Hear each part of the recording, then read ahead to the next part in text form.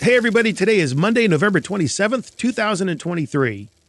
Coming up on the show today, from The Hunger Games, The Ballad of Songbirds and Snakes, editor Mark Yoshikawa. I didn't really realize how big and epic it really was as far as the story being told. But when you're working on it, you're just working on scene at a time and story point at a time and not stepping back to look at how big and vast the whole thing is. We definitely wanted it closer to 2.5. I know there's this trend now of movies getting longer and longer, but there was a lot of movie in there. And that was actually, honestly, the biggest challenge of this film is getting the time down. Traditionally, in the past, they've been games-driven or mission-driven. You kind of know when you get to the end of the games, you're near the end of the movie. But in this one, we found in early screenings that when you get to the end of the second part, when you see part 3, you don't want it to be a groaner of like, oh my God, I thought this thing was over. Now there's an entire other part. Yes, all that and more on this edition of The Rough Cut.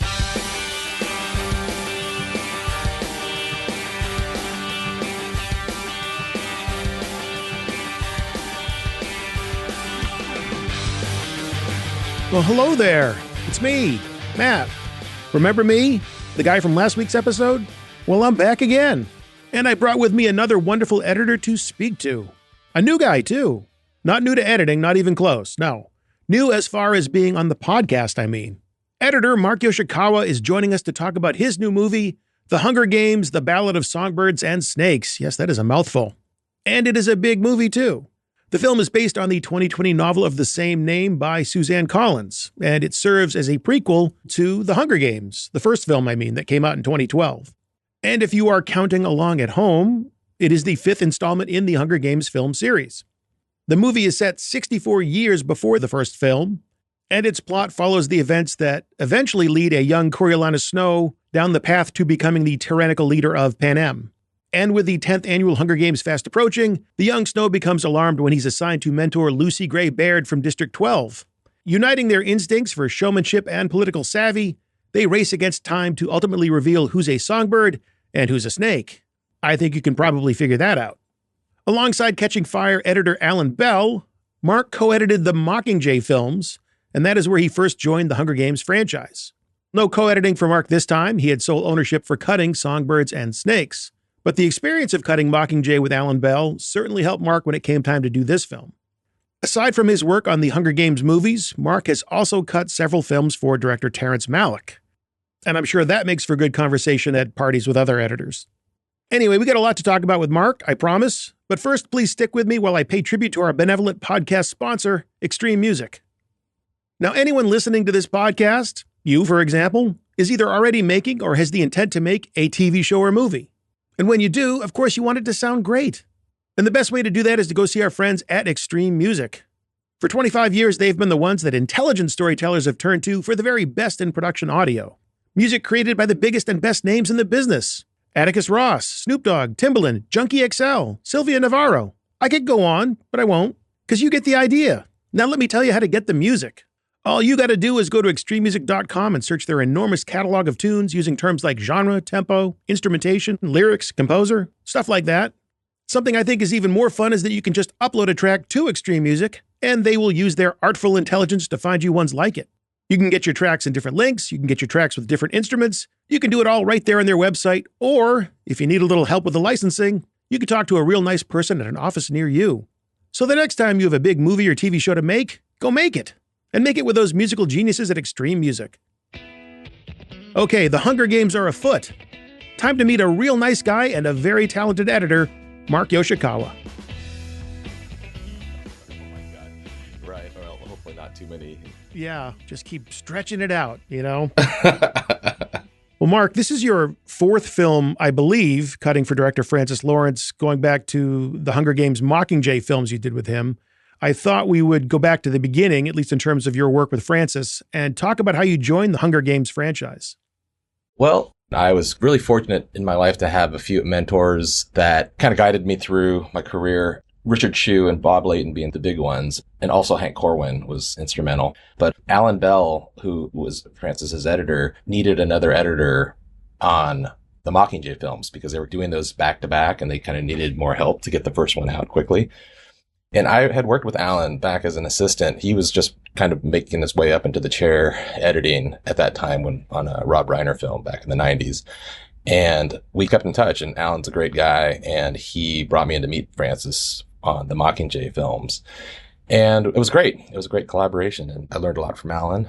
And, he's in his semi-retirement or retirement out in East Coast right now. So Francis kind of rolled right into, I worked on those films. And then also I did a TV show called C in between as well with him. And then the last two.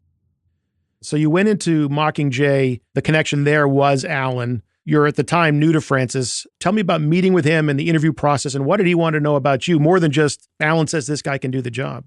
Yeah, I think they met with a few editors, but during that time, I'd just come off the Tree of Life just before that, and he was a fan of Terrence Malick, and so he had a lot of questions about Terry, as people do. But also, more than anything else, just like any interview, just wanted to vibe it out and see if we got along, because that's so much of the editor-director relationship, and especially when you're co-editing. I'd already had a good relationship with Alan Bell, but Francis, they're finishing Catching Fire. Back during that era, they were doing the movies back to back to back, as far as there was a new Hunger Games every year, every Thanksgiving. So they were actually finishing Catching Fire. So they were busy. And so it was a relatively brief meeting. And I think even on the drive home, Alan kind of called me and said, I think you have the job. And so meeting Francis there on Mockingjays, we shot those back to back, those two movies out in Atlanta. And there were two different ways we did it. Alan had a trailer on set when he would be traveling with the production wherever they were going on location all around Atlanta. And I was kind of back at the Screen Gem studios where our main editing hub was set up. But I would drive out to dailies every day and wherever they were. So I got to see a lot of Georgia, that's for sure. Because they were shooting all like 20 miles any direction out of Atlanta. There were a lot of these old dilapidated mills and kind of industrial spaces that they were shooting at. So anyway, I got to know Francis a lot during that time during production, because I kind of got thrown right into the fire. And then there was a quick post on part 1. And then on part 2, of course, because it was a year later that it was going to be released, it was much longer. And so we were back in LA working on those at that point. Well, let's talk a little bit more about the Alan connection. I asked you about what you talked about with Francis. Alan reaches out to you and says, hey, I'm probably going to need some help here on these movies. What did you two talk about in terms of how you would share the workload and how you would approach post for those two films? On those two films, we just grabbed scenes as they were coming in. And, I've worked on collaborations before, and it's always different. And with Alan, it was really seamless because we wouldn't share scenes, but we would share cuts and just to show each other. But as far as what we were working on, we just kind of built out upon whichever section we were working on. And so it wasn't like cherry picking scenes. Whatever scene was shot, if it happened to be attached to something we were working on, it kind of just built out naturally.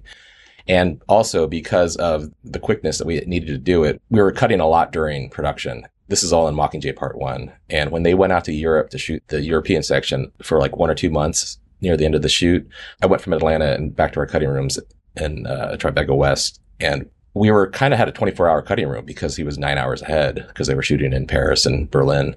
So he would cut. And then I remember there was a sequence. I think there was a big climactic sequence at the end of Part 1 where we were sending cuts back and forth. Like he would basically cut on it during the day, send it back to me at night, and he would do something and I would do whatever I was going to do and then send it back to him. And, we would just kind of bounce things back and forth, ultimately getting to hopefully a good synthesis. Well, doing the press for this new Hunger Games film, Francis Lawrence has talked openly about how he briefly considered splitting this film into 2 parts like he did with Mockingjay, but he said he regrets splitting Mockingjay into 2 parts. So first, I'd like to know about the task of taking what could have been 2 movies and making it work in terms of pace so that it moved in a way that keeps the audience engaged. Because as Francis said, like this could have been 2 movies, and it is a big movie, and pacing is always going to be an issue.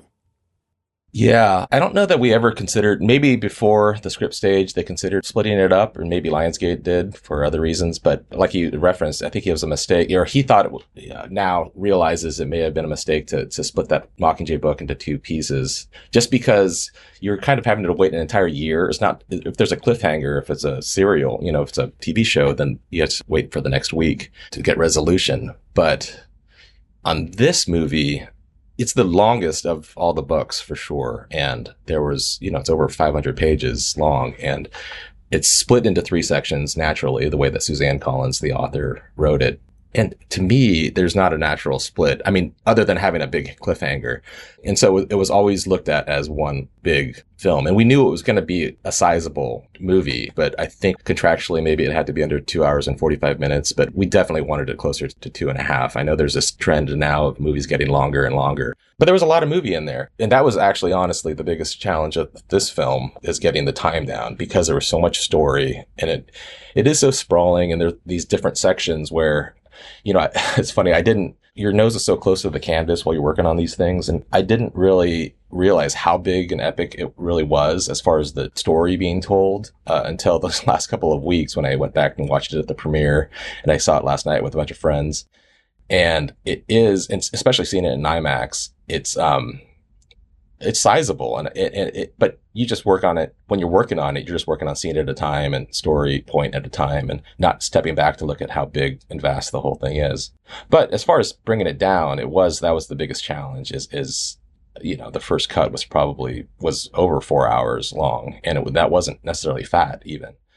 And so there's a lot of story to tell. The other thing that I should say about reading a book versus watching the movie is, you know, when you're reading a book, you have, for those people that haven't seen it, there's 3 parts to the movie and to the book, to the story, 3 distinctive with chapter settings or titles. And when you're reading a book, you finish part 2 and you know there's a big sizable chunk at the end for part 3 that you still have to read. But when you're watching the movie, because traditionally in the past they've been games driven or mission driven, you kind of know when you get to the end of the games, you're near the end of the movie. But in this one, we found in early screenings that when you get to the end of the second part, when you see part 3, you don't want it to be a groaner of like, oh my God, I thought this thing was over. Now there's an entire other part. And so, because the games are over at the end of the part 2.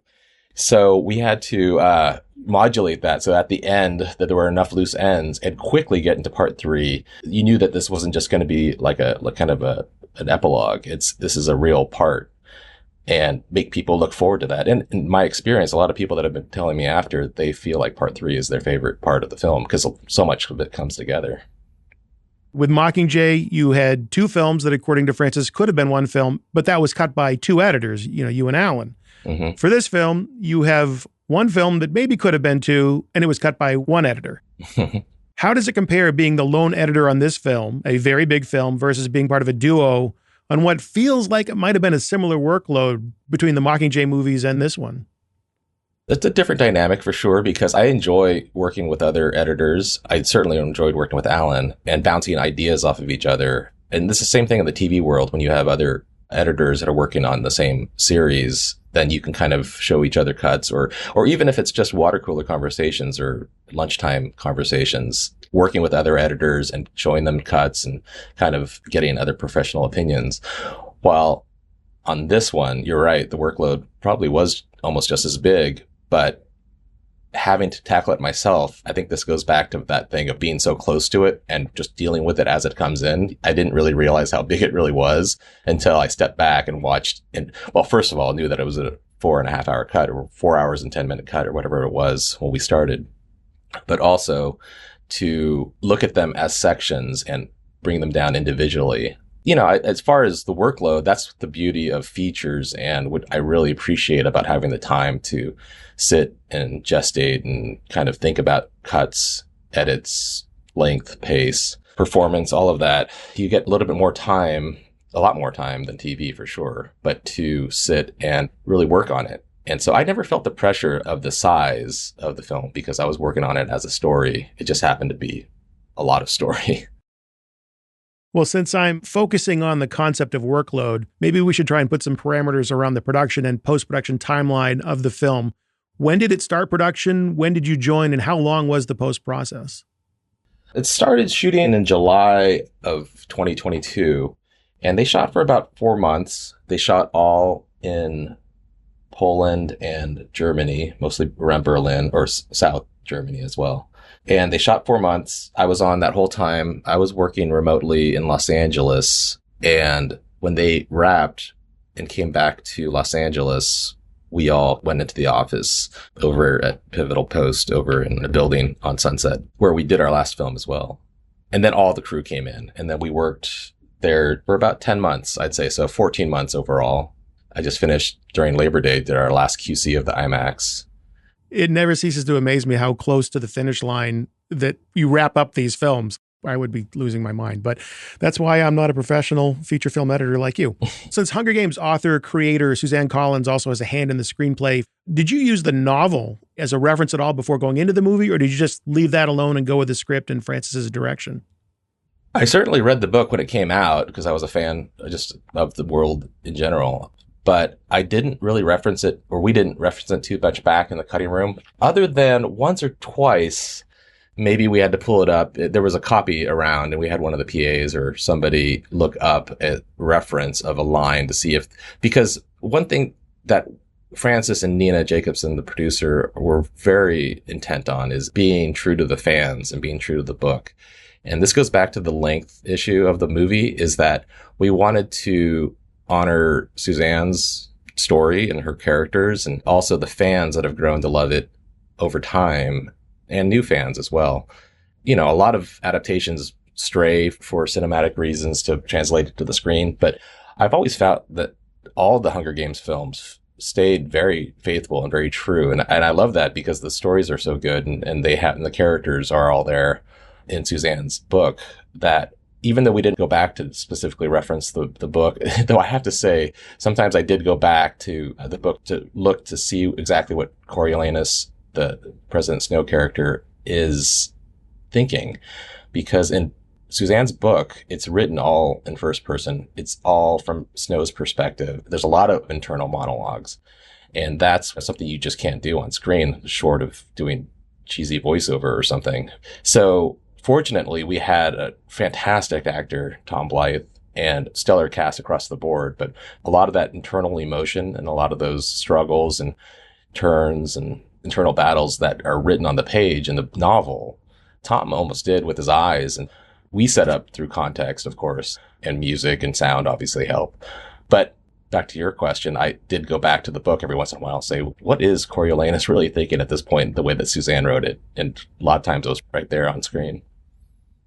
Once you read the script and agreed to do the film, what do you do next to prep for what's going to be a very long project? Well, you know, we were finishing another film called Slumberland at the time, and Frances was off to prep while we were posting on Slumberland. So there wasn't a lot of prep on my end to be able to, because I was trying to finish that film while he was prepping for this one.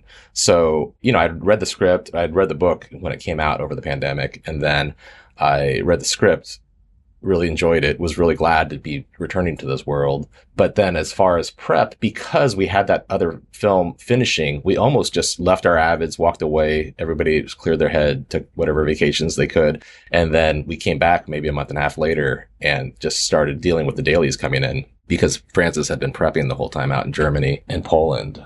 So not a lot of prep time, you know, but as far as getting back into it, it was easy to get back into it because I love this world and love working with the people in our immediate vicinity, you know, our crew and all of most of the principals came back from the production end as well. And then on our side, a lot of the same people too. Well, just as an aside, this does come up often where an editor will say they're working with a director they work with often, and before they're done with the film that they're on, the director will go off and start prepping the next film. I'm not saying that's what happened with you and Frances, but I would think it'd be a little frustrating for the editor to just be like, wait a minute, we're not done here quite yet. Could you still focus on what we're doing today? No, I never really felt like that. I do feel like you do want his time for sure, but on the other sense, you're honored to have his trust on the mix stage, because usually at that point, you're just hoping that you're not going against something that he's going to completely undo, which seldom if ever happens. And he'll have the final say, obviously, at the mix and on the DI and any of those final VFX tweaks. But he's trusting us as a team to kind of steer the ship in his absence. And we're sending him cuts. We're sending him VFX. We're sending him certain mixes, I guess, even. But I feel the pressure if it was a new director, for sure. I think that's what you're saying. It's like when you have the familiarity with a director, at least you can have a little bit of the trust. And that goes to the cutting as well. You know, those first cuts while he's away, I'm sending him I'm not precious about my cuts, and I try to send them stuff every week at the end of every week. So maybe over the weekend, you can watch something and give me notes or not. Early on, I realized that no news is good news from Francis, because when we were working remotely, because I was used to working on set with him, but when I would send him cuts and I wouldn't hear anything, and every once in a while I'd email his assistant and I'd be like, hey, what's going on? And she would be like, oh no, it's great. He showed people on the set even, you're doing well. And so then I stopped. It's not that it wasn't that I was self-conscious. I was just hoping for notes back. And so once I kind of realized that was going to be the pattern, I knew that there was a trust that he had in all of us to shepherd it until he could come and make the final decisions. So you mentioned that between Slumberland and the new Hunger Games, it's such a long title. I just have to say just Hunger Games. But Sure. I think people know what I'm talking about. The Ballad of Songbirds and Snakes. You said you could just get up and walk away from your avids, clear your head, and walk back. Let's talk about your setup. How do you like to have your editing room set up? What are the things that you need to be productive and to be comfortable for 6 to 12 to 18 months cutting away on a film? Well, pretty standard setup. It's interesting. It's different in the, as far as the technical aspect of setting up. First, let's say, for example, since we were talking about Slumberland, which was a Netflix film, and we knew it was going to be mainly seen on TV and stereo, we had a stereo setup in the room for most of it until we started getting 5.1 mixes from Jeremy Pearson, our sound designer. Then we started cutting in 5.1. On that one, it was on a TV. On the Hunger Games, because it was going to be a big theatrical and even IMAX in that sense, I took a page from Alan Bell, who also had a projector over his head and got as big of a screen that we could fit on a wall. So basically, I've got a 3-monitor setup, just working on my Avid at a standing desk or adjustable desk, and a projector over my head, and Francis, and there's a couch usually sitting in front of me. In this case, we were in a nice big space. So I also had a couch in back of me, but there was a couch in front of me where I could lower my desk so that I could make eye contact with Francis, and he would, and the producers would kind of just look at the screen right in front of them, and I could, do all my work behind him. But we were cutting in 5.1 right from the get-go on this one.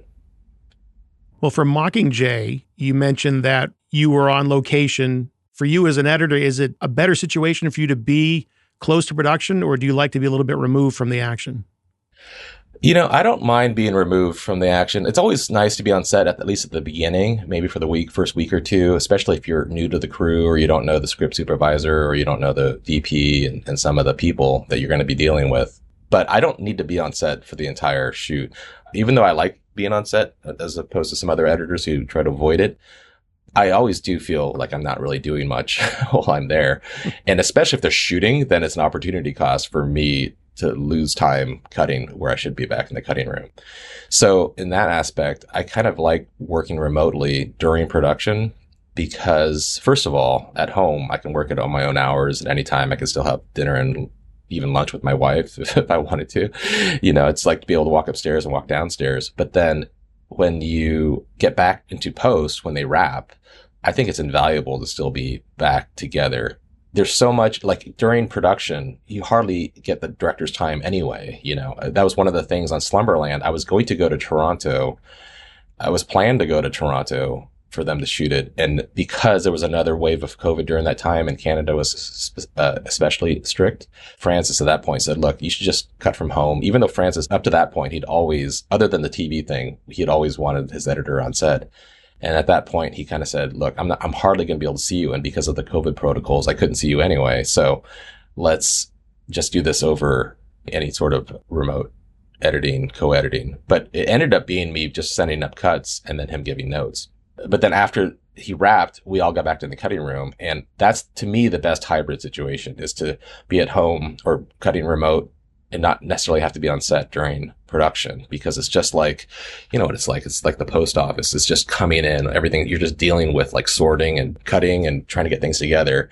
And you don't even need the distractions of being on set.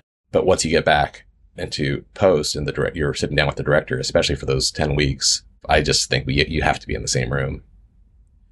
So for this film, and I think you kind of touched on this a little bit before, you almost have two audiences to serve, in a sense. You have the Hunger Games devotees who know everything about the franchise and want to savor seeing how the origin story in this film connects to the I'll call it the Katniss Everdeen Hunger Games movies. But you're also going to have an audience, albeit probably smaller, that has never seen the films. They don't have a clear picture of what the Hunger Games are, why they exist, how they work, the rules, because there's all kinds of interesting rules that go along with it. Was that always in mind as you were cutting this? And was there an ebb and flow to the versions you did so that ultimately both audiences would be satisfied? We kept in mind telling the story in and of itself as its own insular piece. And I've actually heard from others, especially now that it came out this last weekend, that hadn't seen or weren't familiar with the other books and really liked this movie in and of itself.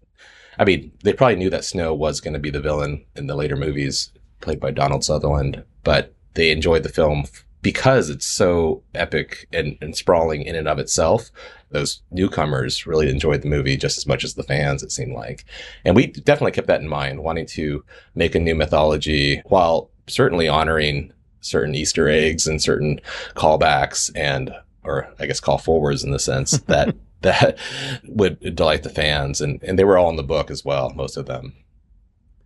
So when I'm doing interviews about certain franchises, usually Star Wars or Marvel, I'll ask about any assets that were reused from film to film. So it was 8 years ago since the last film. I don't necessarily see the same kind of connection that I would with a Star Wars or a Marvel.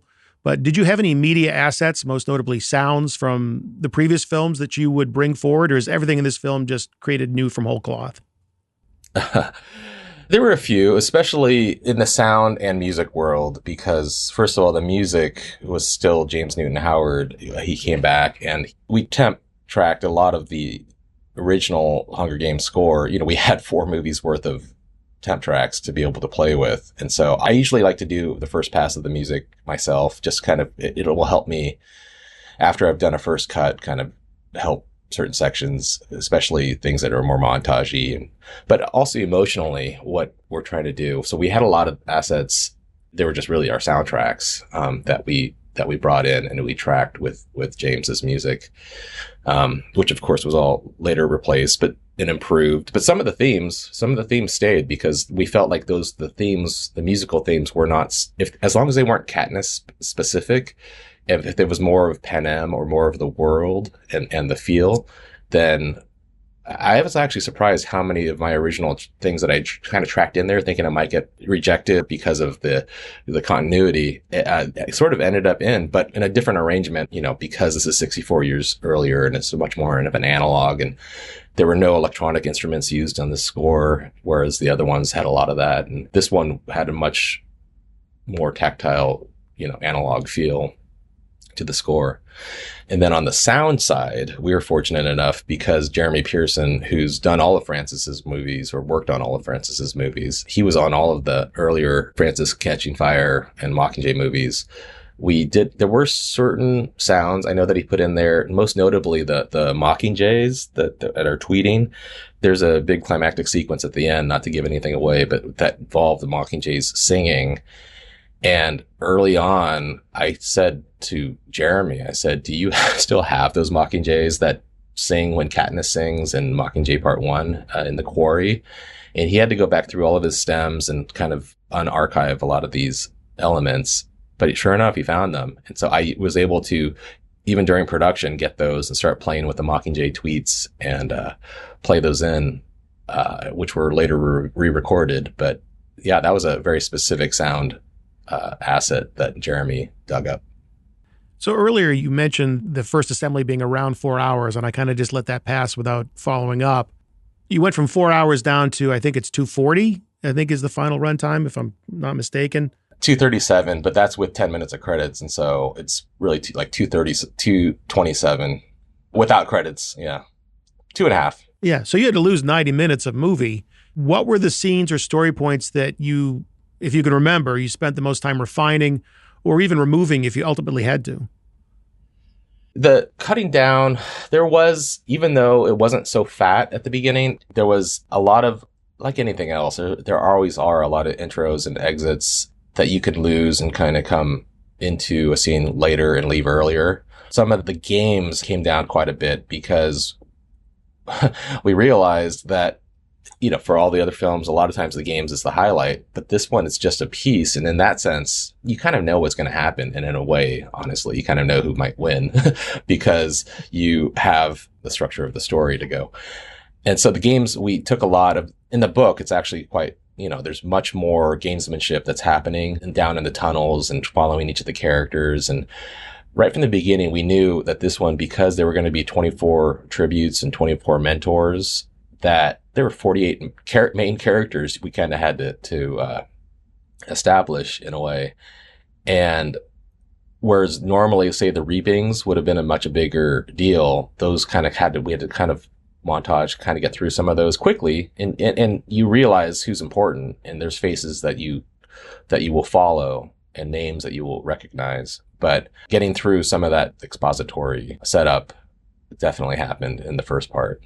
There's certain scenes that certainly came down, like the classroom scene was really long. That was one of those challenges that there was a lot of exposition happening, a lot of philosophizing about, these bigger themes in the movie of, nature, the state of nature arguments of whether or not it's kind of that, the Viola Davis, Philomena Gall character's point of view versus, say, Sejanus Plinth's, the authority of law and the necessary evils and versus of people needing to be controlled versus people's, freedoms and rights. And there was a lot of that was in the book that, unfortunately we had to lose, but it kind of just slowed the scenes down.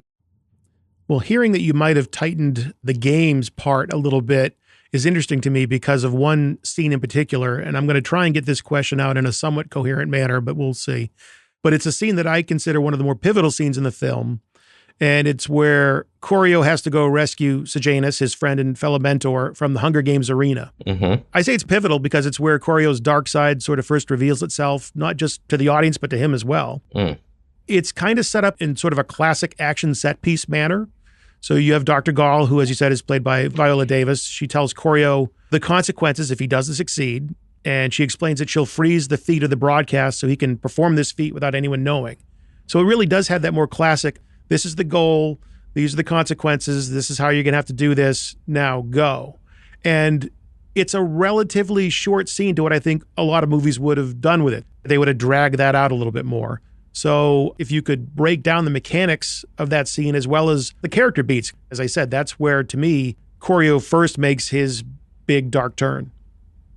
That's a good example of one that started off relatively long, as you might imagine, and him sneaking through, going in, first of all, him waking up and being given the assignment from Dr. Gall, but also walking quietly through that arena in the dark, and the eeriness of the sounds and the walking quietly on gravel, all of that was really modulated in the sense that it could have been a really long, tense horror movie moment, but we kind of got him through quickly because the movie was just long. And also, as everything else kind of came down, those kind of moments, we knew we kind of just needed to get to the meat of it. And when he got to Sejanus, that was actually the first scene that they shot. Him walking around the destructed arena was actually a pre-production shoot that they did, but him talking with Sejanus and their whole thing was the first scene that they shot. And again, that conversation was relatively longer, a little bit more back and forth, and the creepiness that's pervasive in the, just the situation, of course, but also the creaks and sounds from the distance. And then that kid, Bobbin, coming out and attacking them is, a classic horror, or jump scare piece of the film. But it's interesting him turning dark there, because that is one section where he has these warring angels and devils in his life, and his cousin Tigris and, Sejanus kind of trying to keep him on the good side and the light side. And then there's people like his grandmam and Dr. Gall and the games themselves that are pushing him toward darkness. And when he hits that kid, he hits him twice and the kid falls to the ground. For a long time, we shot it two ways. Francis shot it two ways, where once he hits him with a death blow, and one where he's kind of horrified by what he did, and he drops the hammer and leaves and runs away. So you never really know if the kid died until the next day. You find out for sure. But we found that we needed to, early on, even that early, really start laying the breadcrumbs and the hints of the path he will take, and hitting that third death blow, and he even admits it after he felt powerful in that moment. And so once we put that in, we said, okay, we know that this is the direction that we have to go, and start laying these seeds throughout, so that he doesn't become such a change at the end, because that's the trick with prequels. You know where he's going to end up, but he starts in such a different place that you don't want it to feel like a sudden shift at the end. You've mentioned that the film is broken up into three parts. You have the mentor, the prize, and the peacekeeper. And the film gets progressively darker throughout, at least that was my sense, as Coriolanus Snow begins his journey to that dark side. Any comedy that does exist in the film exists solely in the first two parts, and primarily comes from the host of the Hunger Games broadcast, Lucky Flickerman. Humor has always been a tricky thing in the Hunger Games because of what a dark concept it is. Was that something that you and Francis were cautious of, letting the film become too dark, or introducing humor in ways that would seem wrong within the context of what is this very grim reality where the Hunger Games exist? We knew it was a dark film, and much darker than some of the other films, and especially following a villain on his downward descent into Breaking Bad.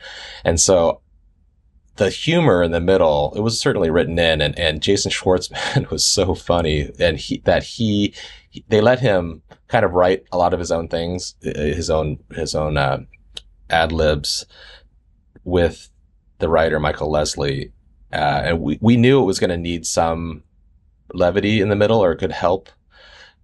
Definitely because it was also playing off of him being an ancestor of Caesar Flickerman, played by Stanley Tucci in the later movies. So he had it, and also part of the overall entertainmentization, of making the spectacle of the Hunger Games, that it becomes later when Caesar Flickerman is so big. You could see Jason Schwartzman just being this humble weatherman, even up in the zoo, but then really by the end kind of playing it up and understanding the spectacle of it all. As far as the humor, they let Jason kind of go wild. And that's one of the things as an editor you really get to enjoy, is seeing the outtakes. And, I've worked on some comedies as well, but you having, especially if they're ad-libbing, you're the only one that's ever going to see it. So when Jason was doing ADR, I told him how fun it was to just kind of watch those, take after take, him doing different bits. But you're right. We had to modulate him, because sometimes it was just way too glib and too sarcastic, or just ruining the moment if he's making too many jokes of certainly deaths. You don't want to do that too much, but it's of course in servicing the difference in perspective between the capital and maybe what the reality of what's happening is. That final part, the peacekeeper, is the darkest part of the chapters, and the section that really connects the prequel to the previous Hunger Games movies. And I would think that section would have been the most difficult part to do, considering that the tone shifts even darker. And this is the part that really builds the bridge to the original movie. So you can't give a short shrift to that, as much as you're being sensitive to the runtime. Was that the case? And whether or not it was, what were the things you focused on in that critical final chapter? In the shooting schedule, they shot the arena first, but then they went out to Poland and shot all of part 3 all at one time. And so I had more time to work on part 3. And to me, as I mentioned, is my favorite part, where you have these vistas and this, this beautiful, a lot different than the rest of the film, these environments. But that was also because the characters are having, their moral dilemmas really put to the test at that point. And you're seeing Lucy Gray in a totally different environment than the games. The games are, you kind of know what those are, but you don't really know where you're going with part 3 when he gets out to District 12, and the betrayals that might be happening and everybody's motivations. One of the biggest challenges of the film was modulating the romance and the kind of Romeo and Juliet aspect to the Snow and Lucy Gray relationship, because we realized that in part 3, things seemed off a little bit. They either seemed fat, like as far as fast in their relationship or fast in the turn that happens at the end. And it didn't feel earned enough that they would be where they were in part 3. They were, as far as their relationship. I guess the better way to say that is early on, we used to have much more romance.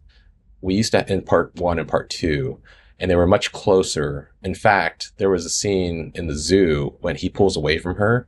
Originally, they kissed, and we felt like that was too early for them to kiss because we were so wanting to make sure that the romance was believable and that they were these star-crossed lovers or whatever it is that they felt that he had to go find her in part 3, that when the turns start happening at the end, it was just too sudden. And this is sort of in the book, but it just, because they were so believable in love, we had to tone that way back earlier to make part 3 work as far as the turn.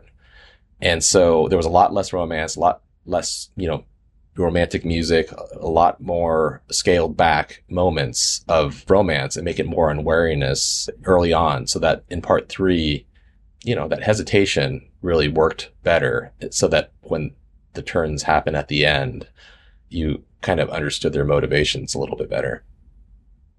Well, as dark as the film can be, something to lighten things up a little bit, other than the comedy, is singing.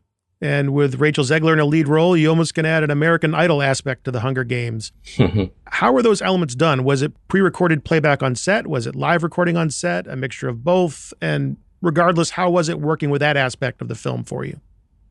This was actually one of the most amazing aspects, I thought, was that Rachel did every scene singing live.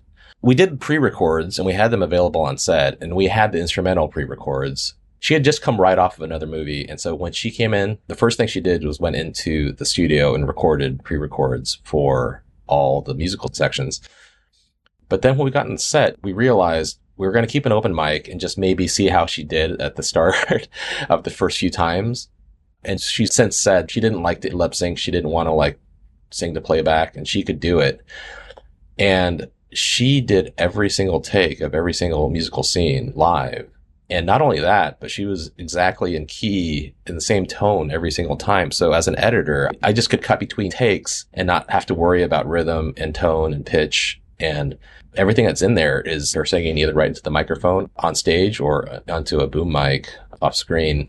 She's really amazing. Her voice didn't even necessarily waver at the end. Maybe a little bit on in the snake scene when she really has to belt it out at the end. That may have been the only time where her voice got a little bit fatigued. But other than that, she's a performer. She was really impressive. You talked about James Newton Howard, the composer, who, other than Hunger Games creator Suzanne Collins, I don't think there's anyone from the cast or crew that has been a constant throughout the franchise except for him. I could be wrong, but I think he's the only one attached to every single Hunger Games movie. Well, Nina Jacobson, the producer, certainly, and Brad Simpson, the producers, were on from the start. But as far as the post side, James Newton Howard, for sure, has seen it all. Producers don't count, Mark. No, I'm just kidding. Please don't take me seriously, ever. But going back to James Newton Howard, it was interesting hearing you talk about borrowing from his previous scores from the franchise, The Temp. One of the things I noticed about the score, please correct me if you think I'm wrong, is that there was a lot of it. Except for some quiet moments, some dark moments, it felt like the score was always present. Did it feel that way to you? And was that something that you, Francis, and James, I guess, wanted to do, whether it was maybe to create a constant state of momentum or for some other reason?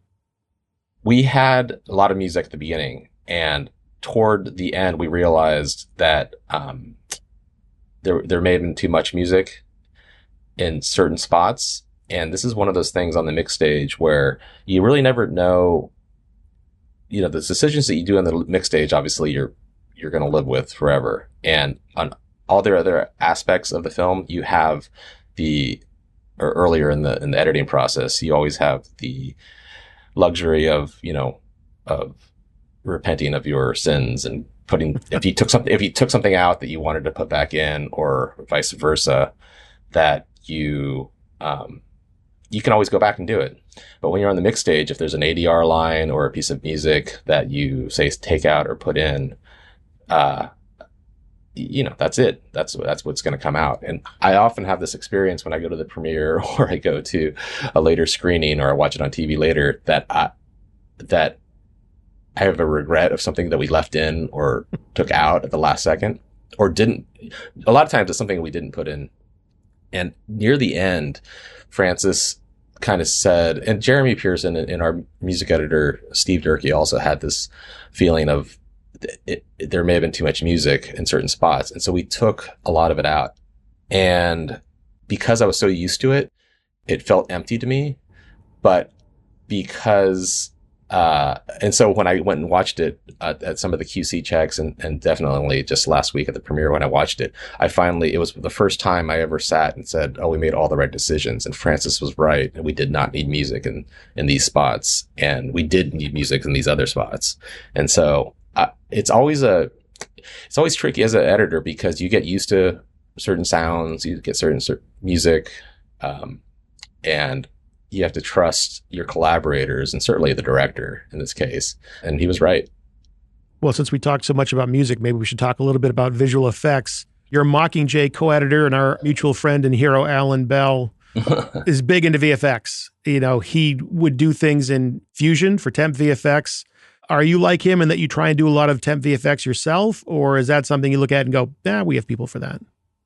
I am not like Alan Bell as far as the VFX side of things. He is amazing. Like I would watch him work, live in Fusion when we were working on Mockingjay, and he would just do it right there in the cutting room. But I do my fair share of effects in house. I mean, in the Avid and do my temps. But my first assistant Fulvio is very good at that as far as doing a lot of certainly green screens and kind of easy stuff that needs tracking. One thing that I actually got very good at during the Mockingjay movies that really served me well in this movie was doing a lot of monitor comps, in the sense that having different layers and doing a quick monitor comp as far as cutting out the whole, but then using a different layer to edit what's happening on the TV, right?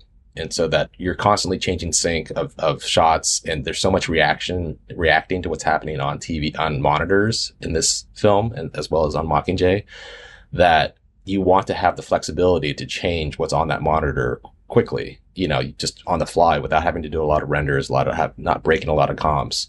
And so with any tracking that needs to happen and all of that in the Avid, it's a great tool to be able to play with one layer of what's being played on the monitor and the other layer of what's happening in the foreground. Well, as an aside, I hear that Alan is making jewelry these days up in the remote woods of New Hampshire. So if you, Mark, or anybody listening needs any gift ideas, I'm going to put a link to his store in the podcast show notes for this episode. Shilling for Alan aside, during your time together on Mockingjay, clearly he's a unicorn when it comes to the visual effects stuff. But did you pick up any other techniques or approaches to editing from Alan? For editing's sake, one thing I always thought was funny was that I had come out of the Terrence Malick world because I'd worked on a few films for him right before coming over to Mockingjay. And watching Alan cut, he would cut dialogue very tight. And that's the antithesis of what was happening in the Malick world. And so I always felt like it was very, very quick cutting. And now I've grown to understand, and even during that time, I picked up the technique and I understood cutting for dialogue in that way of just getting right to the words.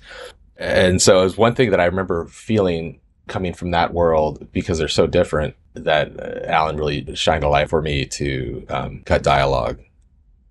Well, since The Hunger Games has a lot to do with mentors, and you just happen to name drop names like Bob Layton and Richard Chew, I can't let you go without asking you about working with them, what you learned from them. I think you did Best in Show and A Mighty Wind with Bob, if I'm not mistaken. But I'd just love to know about working with those guys and what you learned from them. Yeah, no, Richard and Bob are great. I mean, while I was an assistant coming up, I was kind of bouncing back and forth between the two of them. And yeah, Richard, I learned running a cutting room and kind of having the easygoing mentality of approaching a cut methodically, but respecting your director, really trying to see his vision on screen, and trust your instincts and all of that. So Richard was, he's a good friend and a great mentor. I couldn't have asked for a better one. And Bob was just again laid back in his cutting room that I worked also with Andrew Dickler during those days, and I met Alan Bell during that time. Bob's another great guy that I just learned, again, instincts. I find that editing, and you can't teach instincts necessarily, but it's about trusting your instincts. And on those, because those are comedies, he would see what we were laughing at. And so, of course, you have to trust in your instincts, but making sure that it translates to other people. But yeah, those guys are the best, Richard and Bob. And also Hank Corwin. I learned a lot from Hank. You could do a lot worse than learning from those three guys. I can't let you go without giving you one of my patented awful last questions. Mm-hmm. Thanks for agreeing with me. Mm-hmm. This is a question that's in line with the holiday season, albeit in a very twisted way. In the Hunger Games, the players can be gifted things by their mentors that will help them in combat. Water, food, weapons, stuff like that. If editing was like the Hunger Games and you were competing in the cutting room, what would you want to be gifted by your mentor? Oh, I would say sugarfish. That would be the one thing you could fly in. And actually, as an addendum to that, maybe going out to sugarfish. That's one thing we would do. Be able to see the daylight and actually have lunches outside. Well, you're an easy guy to shop for, Mark. Mark's right. Nothing more important than a good meal when you're trying to tell a good story. Never underestimate the value of lunch, an editor once told me. So how about going one better and doing dinner and a movie? Go see The Hunger Games, The Ballad of Songbirds and Snakes with friends or loved ones, and then get a bite to eat. Sounds like a good time to me. Talking to Mark was definitely a good time, and I want to thank him for spending a little of his free time joining us today. If you find yourself with a little free time in your hands, make the most of it by getting to know the latest version of Avid Media Composer. Cool new AI enhancements for script sync and phrase find, batch subclipping, sequence templates, audio punch-in over USB devices, and lots of other great new features. You can learn about all that stuff, as well as which low-priced subscription is right for you, by clicking the link in the show notes that will take you on over to avid.com. Well, there you have it. Last podcast of the month, and only 1 month left in 2023. So let's make it a good one and pack in more conversations with some truly great editors. Who's next? I don't know. Somebody good. So come back next week and find out. Until then, this is Matt Fury thanking you for joining me right here on The Rough Cut.